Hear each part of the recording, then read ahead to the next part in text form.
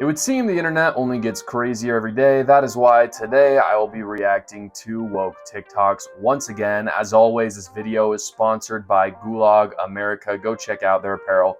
A little bit more from them later. Let's get to these woke TikToks. I have a message for anybody who thinks that Pride Month is just full of people shoving homosexuality down your throat. Choke. Oh gosh. All right. Yeah, this really is the story of Pride Month. I mean, they're like unapologetic by people thinking that they're prideful in wanting to literally shove down people's throats, being gay, trans, all these different things. And what's bugged me the most this Pride Month is that people keep using the word cis. Cis is like a slur at this point. Like, it actually offends me. Like, don't call me a cis male. Like, I'm a man, okay? Like, I am not the one that chose to label myself with this thing that, like, it's the same thing as me calling you homo if you're gay. Like, it's offensive. Don't call me cis. I'm sick of it. Now, it is a tradition in the United States to get presents for each other on our birthdays, but what about America's birthday? This 4th of July, I have partnered up with Gulag America, the perfect 4th of July present for your friends and family. Gulag America is an apparel company with high-quality clothing and designs for the best patriots.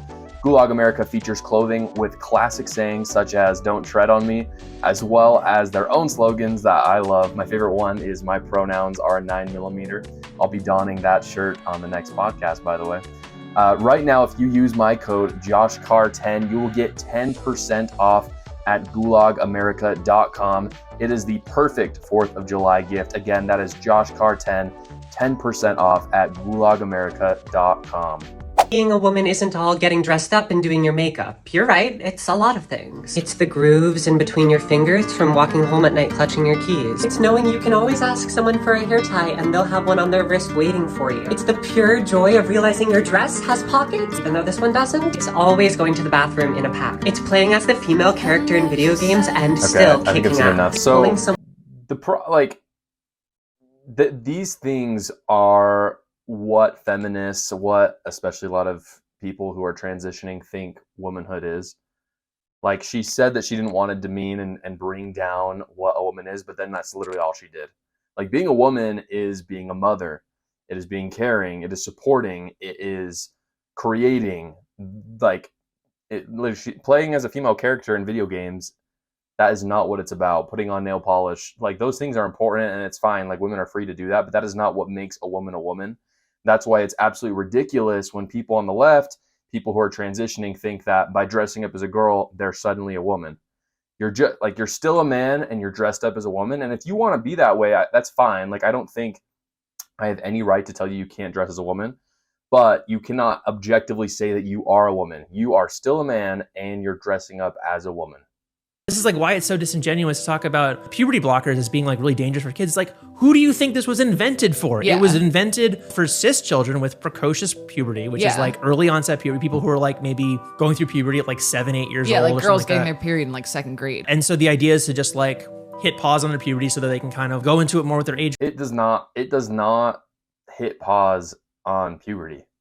Like, this is the biggest lie that the transgender movement is selling, that it does not just pause it. In fact, just a few days ago, I was looking at puberty blockers just to understand them better and get a better understanding of what they do. I couldn't even find anything on it that didn't have to do with gender ideology. Like, I was actively seeking to find information where puberty blockers were used on people who are not transitioning. The data doesn't exist. Like, you cannot find an instance where it's been done. I'm not saying it's never been done, but it's so ingrained in gender ideology.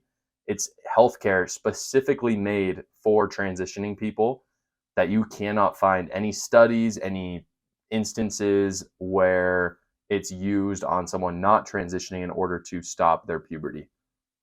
Jesus said, you love, period. Jesus said, you welcome people, period. Jesus said, you extend radical hospitality, period. Jesus did not say one single word of condemnation about anyone based on sexual orientation or gender identity. In fact, the only mention Jesus really makes of it is this passage in Matthew Maybe you're familiar with it. It's actually an affirmation.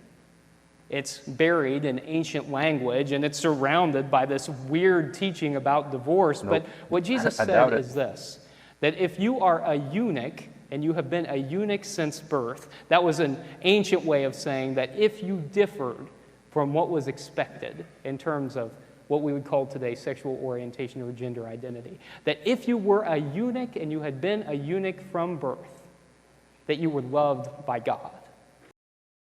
Of course. So, like, I don't disagree with him there. Like, for those, I mean, he even points out that this is something that's abnormal. Like, it's not the norm.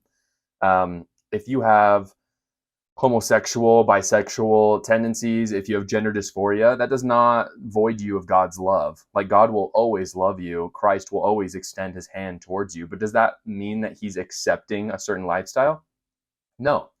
Like, never once does Christ, like, repeatedly, he teaches to love people and hate the sin. That is the exact same thing. Like, almost no Christians at this point believe that being gay is inherently a sin. But what they believe is acting upon that homosexual behavior is a sin, and Christ taught the same thing super clearly in the Bible. So I don't necessarily disagree with what he was saying, but like, he was implying the fact that acting on homosexuality is somehow ordained by God. This is just simply not the case. As always, guys, thank you so much for watching. Make sure, again, to go to gulagamerica.com, use my code JoshCarr10 for 10% off of their great apparel, as well as go to the link down below and check out Ground News. You'll get 15% off there. Remember to like, subscribe, and comment down below on what you thought about these woke TikToks. Thanks, guys.